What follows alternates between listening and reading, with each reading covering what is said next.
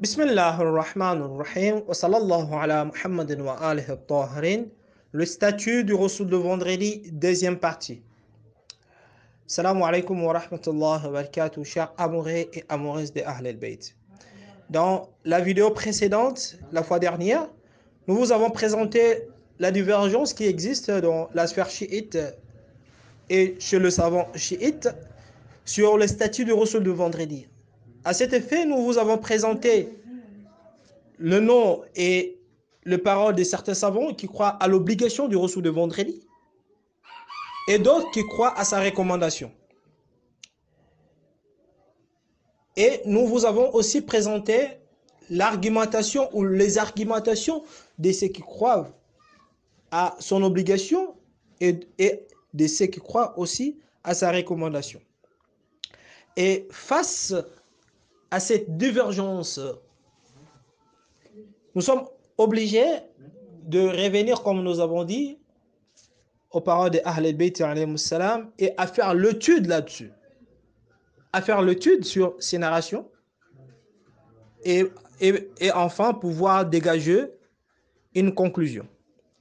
Et dans la présente vidéo ou dans le présent audio, nous allons, Inch'Allah Ta'ala, faire une étude analytique, minutieuse, sur l'argumentation de ceux qui croient à l'obligation du Rasoul de vendredi.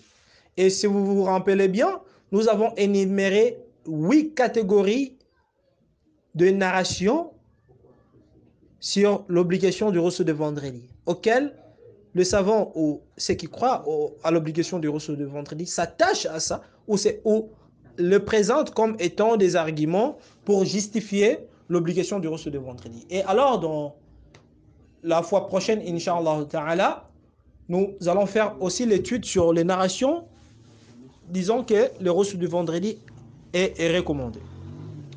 Donc, nous allons commencer notre étude sur les narrations portant l'obligation du Rasoul du vendredi. La première catégorie de narrations sur l'obligation du Rasoul du vendredi, comme nous avons dit, ce sont des narrations, nous avons énuméré ça en 8 catégories, ce sont des narrations disant que le Rasoul du vendredi est wajib. Et les auteurs de cette opinion disent que le terme wajib dans le usul et dans la machiite veut dire obligation. Et d'ailleurs, la preuve est que si vous entrez dans une mosquée ou si vous êtes assis, un musulman vient vous pose la question, il vous demande quel est le jugement de l'action intelle. Alors, si vous le répondez en disant que c'est wajib, il comprend directement que ça veut dire l'obligation. Alors, quelle est notre réponse face à ça ou notre étude? Nous disons que c'est vrai, le terme wajib veut dire obligation. Mais au-delà de ça, ce terme n'a pas un seul sens ou une seule signification. Le terme wajib aussi désigne une confirmation ou une recommandation ou une insistance sur une chose. On peut trouver ça dans le dictionnaire Al-Ma'ani. Dans le dictionnaire Ma'ani, si vous tapez le terme wajib, qui vient du verbe wajaba, vous trouvez que ce terme n'a pas seulement le sens de lazim. Vous trouvez aussi c'est sabata. Donc, le fait de confirmer une chose. Donc, si vous prenez ça, d'ailleurs, si vous prenez ça dans le sens de la confirmation d'une chose ou l'approbation d'une chose ou la recommandation d'une chose, c'est là contredit ou s'oppose à un autre sens. Donc, il y a une extension de sens sur le terme wajib. Et nous disons que les termes wajib dans ces narrations, désignent le second sens. Le second sens et non le premier sens. Et quelles sont nos preuves là-dessus? Nos preuves, c'est d'abord le verset. Il y a le terme wajib. Le terme wajib est utilisé dans le Coran une seule fois.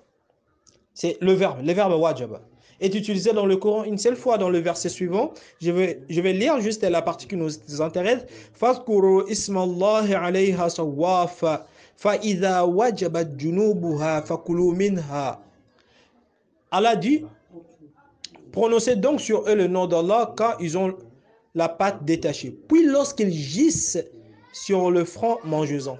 Donc ici vous comprenez que les traducteurs a traduit wajabat. Donc c'est le verbe wajab dont le mot wajib provient et traduit par gis, dont le verbe jussir. Et notre deuxième preuve sur ça est qu'il y a plein de narrations des imams alayhi salam auxquelles les imams utilisent le mot wajib pour désigner une action ou un acte qui n'est pas obligatoire, qui est recommandé. Donc il n'est pas total, il n'est pas vrai que partout où vous trouverez les termes wajib, cela signifie juste l'obligation, non? Et c'est nécessairement pas. Parfois, l'imam utilise le terme wajib pour dire que c'est recommandé. Tel que dans le hadith suivant. Dans sa lettre à Mahmoud al-Abbasi, l'imam Rida alayhi salam dit: la prière sur le prophète d'Allah est wajib dans toutes circonstances après éternuement et lors de l'égorgement d'animal. Uyun al-Akhbar al-Rida, volume 1, page 132. Nous savons tous que le fait de prier sur le prophète lors de l'égorgement d'animal ou lors de l'abattage d'animal ou après avoir éternué, c'est recommandé. Mais l'imam ici utilise les termes wajib. Pour démontrer quoi? Pour démontrer l'insistance sur le fait. Ou la recommandation, la forte recommandation de l'acte. Et dans une autre narration rapportée par Cheikh Sadouk, l'imam Sadiq toujours dit: il est wajib pour tout croyant qui est pour nous un partisan de réciter la sourate al-Jumu'ah et la sourate al-A'la dans la nuit du vendredi. Thawab al-A'mal, page 147. Est-ce qu'en vertu de cette narration, on peut dire que voilà, sous prétexte que l'imam aurait dit les termes wajib ici, on doit comprendre que le fait de réciter la sourate al-A'la et la sourate al-Jumu'ah la nuit du vendredi, pendant la prière de la nuit, est obligatoire? Non. Il n'y a aucune personne qui peut faire cette prétention. Donc le terme wajib, pour dire encore, ne veut nécessairement pas dire l'obligation. Parfois c'est recommandé. Et dans ces narrations, le terme wajib veut dire la recommandation. Et le point B de cette catégorie de narrations, ce sont des narrations disons que le reçu du vendredi est wajib pour la femme en permanence chez elle, dans sa maison, mais cette obligation est exonérée pour elle en voyage. Et nous disons que le terme wajib, dans la narration que nous avons fait allusion ici, doit être compris dans le sens que nous venons d'expliquer. Et lorsque ces narrations disent que la femme est exonérée de son obligation en voyage, nous disons que ces narrations contredisent d'autres qui disent le contraire. À titre d'exemple, cette narration rapportée par Cheikh Sadouk dans Qissal de l'imam Abu Ja'far alayhi salam, qui a déclaré: la femme n'est pas tenue d'accomplir le reçu du vendredi en voyage et elle est exonérée de son obligation en permanence. Qissal, page 585. Là, vous voyez que l'imam alayhi salam dit en gros que la femme est exonérée du reçu du vendredi. Donc, elle peut le faire ou ne pas le faire en permanence, comme en voyage. La deuxième catégorie des narrations sur l'obligation du reçu du vendredi sont des narrations dont l'imam alayhi salam utilise les termes sunnatul wajib pour désigner le jugement du reçu de vendredi. Et les auteurs de cette opinion disent que le terme sunnatul wajib veut dire une obligation. Et notre réponse à cet équivoque, nous disons que c'est une erreur. C'est une erreur fâcheuse, car ces termes souvent signifient une recommandation, au moins qu'il y ait des preuves suffisantes sur le fait que ça serait une obligation. Et les imams alayhi salam ont beaucoup utilisé ces termes pour signifier une recommandation. Tel que dans le hadith suivant, rapporté d'Abi Khadija de l'imam Sadiq alayhi salam qui dit certes l'évocation avant le lever et le coucher du soleil est sunnatul wajib. Usul al-Kafi volume 2 page 152. En vertu de ces hadiths, est-ce qu'on peut déduire que l'invocation ou le dua avant le lever et le coucher du soleil est obligatoire parce que l'imam a utilisé les termes sunnatul wajib? Non. Donc, les termes sunnatul wajib veut dire l'insistance, la recommandation d'une chose. Dans sa lettre à Ma'amoun al-Abbasi, là, c'est la deuxième narration. Dans sa lettre à Ma'amoun al-Abbasi, l'imam Rida alayhi salam dit le kunut est une sunnatul wajib à la prière de subh, de zuhr, d'asr, de ma'rib et de isha. Wasa'il al-Shi'a, volume 6, page 22. Donc, nous savons très bien que le kunut est l'un des actes très recommandés dans la prière. Donc, son abandon n'annule pas la prière. Si c'était obligatoire, son abandon annulerait la prière. Mais son abandon n'annule pas la prière. Et l'imam ici dit sunnatul wajib pour dire que c'est fortement recommandé. Donc, sunnatul mu'akkad.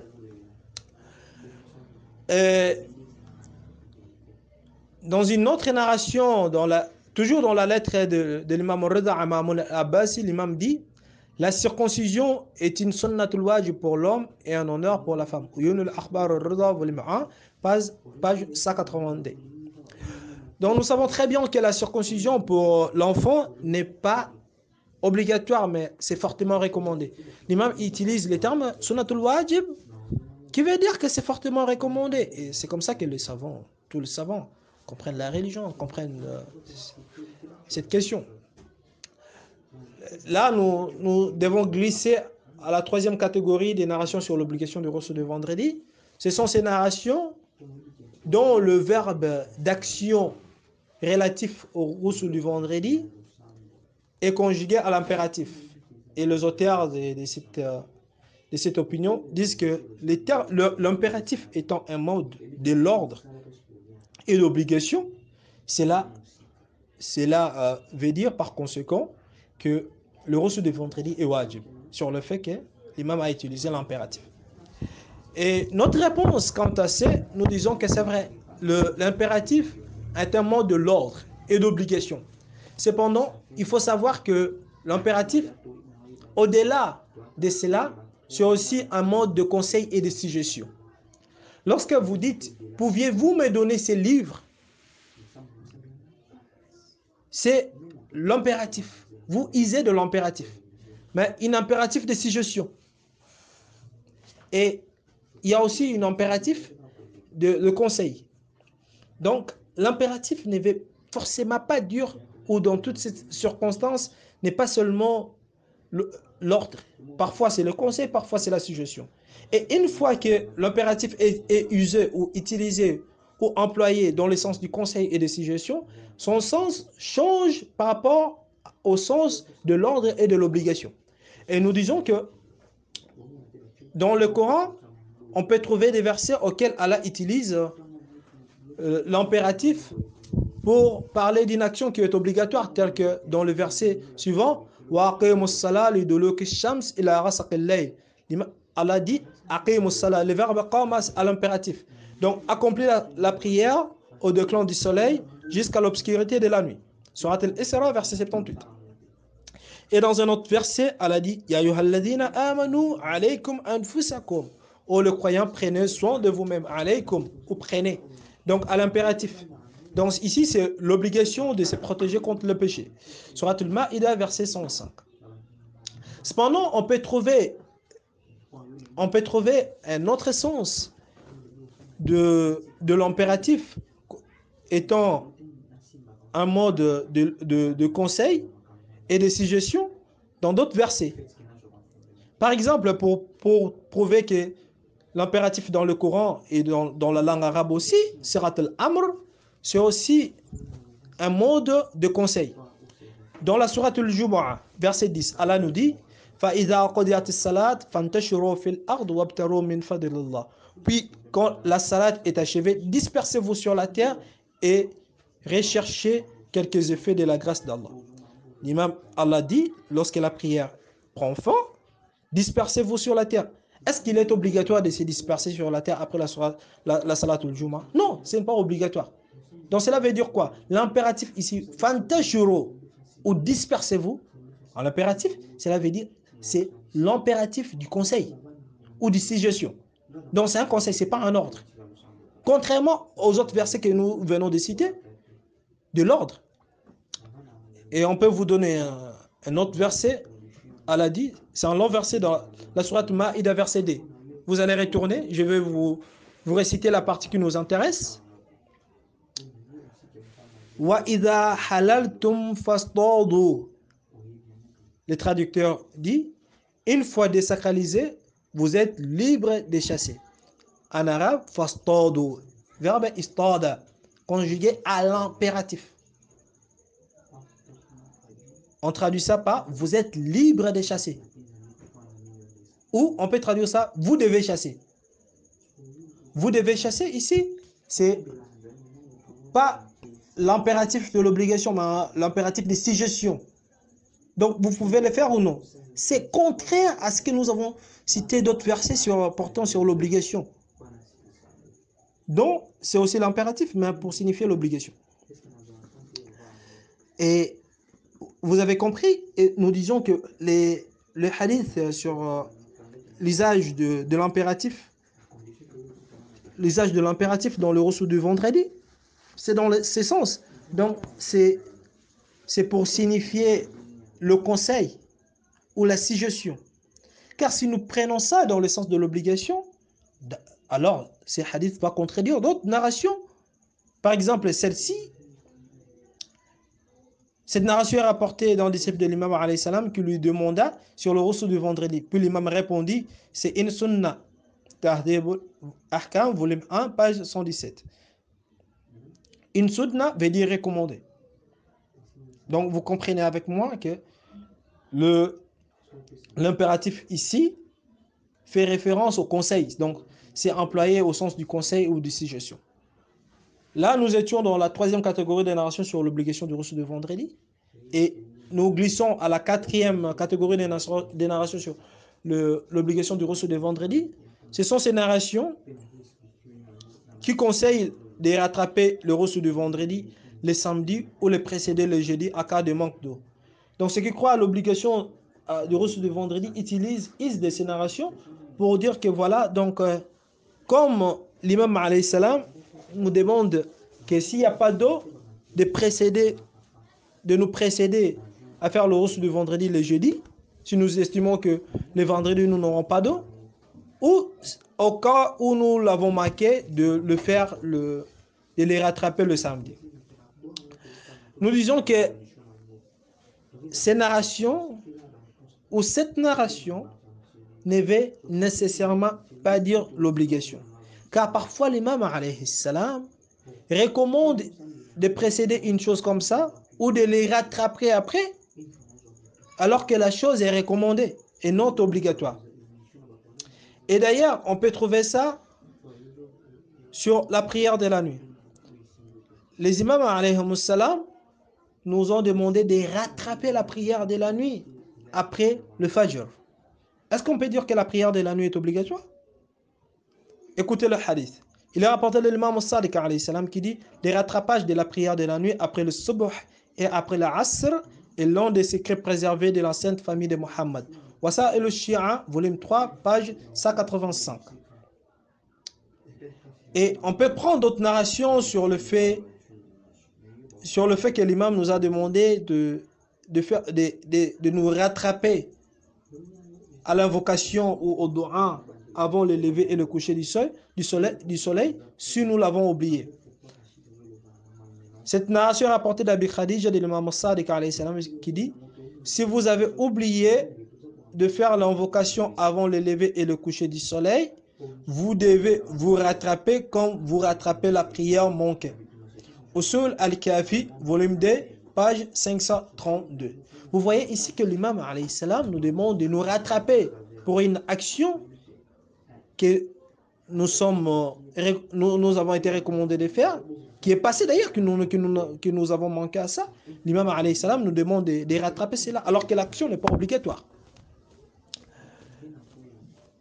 À part ça, on peut voir sur le fait de précéder une chose. Nous savons très bien que la prière de la nuit commence dès minuit jusqu'avant le subh. Cependant, les imams alayhi salam nous ont dit que si nous estimons qu'au cours de la nuit, donc après minuit, ou à minuit et après, nous aurons des difficultés de nous réveiller, nous pouvons nous pouvons faire la prière de la nuit avant minuit. Cela veut dire après Isha, avant 20h ou avant 21h. Et d'ailleurs, nous vous ramenons la narration pour confirmer ça, de l'imam Sadiq alayhi salam qui dit: faites la prière de la nuit au début de la nuit, donc après Isha, si vous ne pouvez vous réveiller à minuit ou après. Tahdhib al-Ahkam, volume 2, page 119. Vous voyez que le fait de précéder une chose ou de les rattraper après son heure ne signifie pas l'obligation. Au moins qu'on ait des hadiths très clairs disant son obligation. Donc là, je pense que nous sommes fixés. Cinquième catégorie des narrations sur l'obligation du reçu de vendredi, ce sont des narrations disant que celui qui abandonne le reçu de vendredi est fasik. Et les auteurs de cette opinion disent que le fait que l'imam alayhi salam appelle fasik celui qui abandonne le reçu du vendredi, cela veut dire que l'action est obligatoire. Et la réponse quant à ça, nous disons que le terme au fasik s'applique à celui qui énerve une loi ou une disposition quelconque. Et on peut trouver que les prophètes d'Allah, bien que Allah n'a pas appelé ses prophètes directement dans le Coran fasik, on peut trouver ça dans le Coran sur le prophète Adam. Allah dit sur le prophète Adam: fa'asa rabbahu fa'awa. Adam a désobéi à son Seigneur. Le fait de désobéir, c'est ça le fisq, c'est ça fasik, c'est ça le pervers, hein? La perversité plutôt. La désobéissance dans ces versets, c'est l'abandon du prioritaire. Ce n'est pas le fait de commettre un péché, c'est l'abandon du prioritaire. Donc en arabe, on appelle ça al-awla. Donc c'est l'abandon du prioritaire qui est l'opposé de l'obéissance. Donc le terme fasik est employé dans son vrai sens comme aussi dans un sens allégorique. Donc ces termes ont des sens, le sens réel et le sens allégorique. Et l'exemple que nous avons donné sur le prophète, c'est dans le sens allégorique. C'est pas dans le sens réel. Dans le sens réel, c'est par exemple celui qui abandonne la prière. Là, c'est le fasik dans son sens réel. Mais dans le sens allégorique, c'est celui qui abandonne le prioritaire. Donc, al-awla, sans qu'il puisse pécher contre Allah. On peut trouver ça dans le Coran sur tous les prophètes. Surtout le prophète auquel Allah a puni dans le Coran pour l'abandon des awla, du prioritaire, sans qu'il puisse commettre de péché. Donc, les narrations disant que celui qui abandonne le reçu du vendredi est fasik doit être compris dans le sens que le fasik ici, c'est celui qui a abandonné les awla. Sinon, il faudrait venir avec d'autres narrations qui prouvent l'obligation du reçu du vendredi d'une manière très claire. Alors, malheureusement, c'est impossible de le faire quand on a plein de narrations qui prouvent le contraire. Et nous sommes dans les analyses d'autres narrations. Là, c'était la cinquième catégorie des narrations sur l'obligation de reçu de vendredi. La sixième catégorie, ce sont des narrations qui indiquent la nécessité de reçu de vendredi par les termes la bouddhan. La bouddhan veut dire l'obligation l'obligation. Et aussi les rattrapages du reçu de vendredi le samedi. Concernant les rattrapages du reçu de vendredi le samedi, nous l'avons déjà répondu quant à ça. Et aussi le fait de dire la bouddhan qui veut dire il faut, ou il faudrait, ou il est nécessaire. Donc, cela indique l'impératif. Et l'impératif, nous avons déjà parlé de l'impératif précédemment, donc nous n'allons plus revenir là-dessus. Donc, nous estimons que nous avons déjà répondu au sixième point.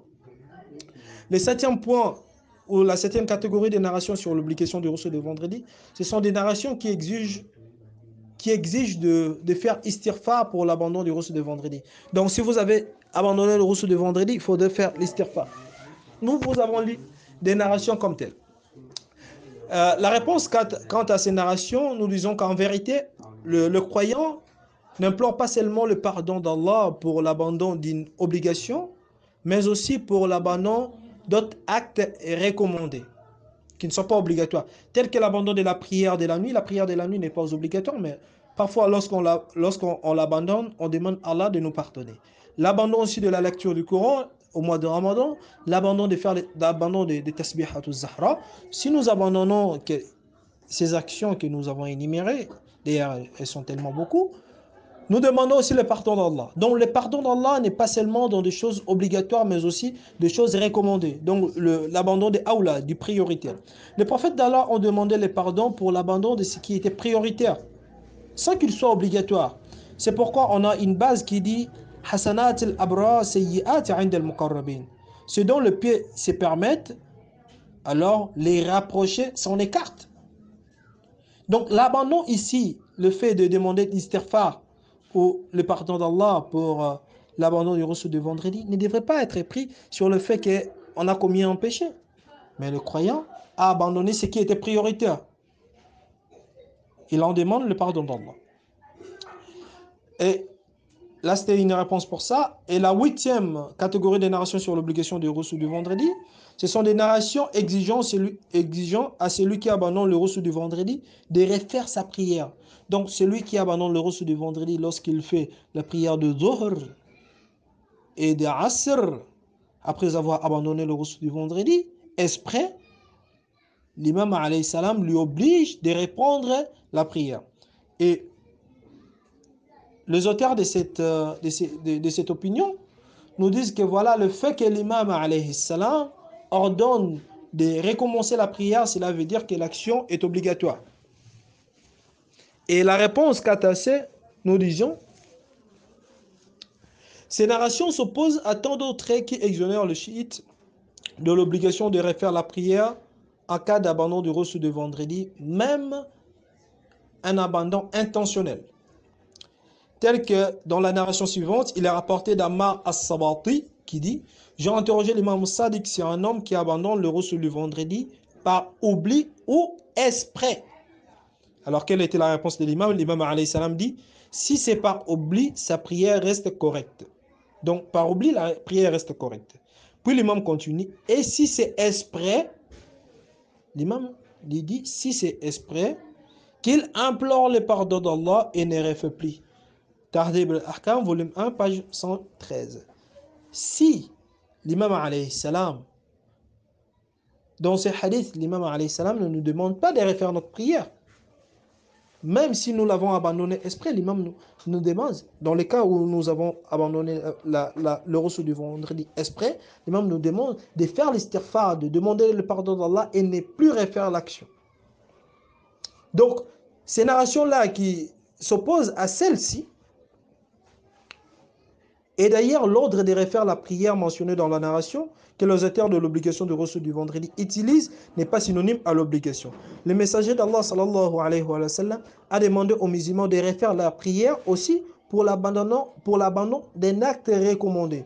Tel que dans le hadith suivant, il est rapporté de l'imam Sadiq alayhi salam qui dit « Une fois un homme fit ses ablutions et pria. Quand il finit sa prière, le messager d'Allah sallallahu alayhi wa sallam lui demanda de recommencer son ablution et sa prière. Puis l'homme fit les ablutions et la prière. Et le messager d'Allah sallallahu alayhi wa sallam lui demanda à nouveau de refaire ses ablutions et sa prière. Cet homme fit épuiser et s'en plaint auprès de l'imam Ali alayhi salam sur l'attitude du messager d'Allah sallallahu alayhi wa sallam. Alors l'imam Sadiq, l'imam Ali alayhi salam demande à cet homme, as-tu cité le nom d'Allah au début de ton ablution? L'homme répondit non. Puis l'imam l'exigea de citer le nom d'Allah au début de son ablution. Puis il fit la prière. Donc après avoir cité le nom d'Allah au début de son ablution et fait la prière, il sortit et le prophète ne lui interpella plus. Ce hadith est rapporté dans Wasa'il al-Shi'a, volume 1, page 424. Donc là, nous avons terminé avec l'argumentation de ceux qui croient à l'obligation du reçu du vendredi. Comme vous avez compris, aucun de leurs arguments ne tient debout pour justifier l'obligation du reçu du vendredi. Et nous avons étudié ça l'un après l'autre et nous n'avons trouvé aucun argument qui justifie l'obligation du reçu du vendredi. Et Inch'Allah, dans le prochain audio, nous allons parler et étudier les narrations portant sur la recommandation du reçu du vendredi, Inch'Allah ta'ala. Et au plaisir de vous parler prochainement, je vous dis portez-vous bien. Fi amanillah, ma'assalam, ya Ali.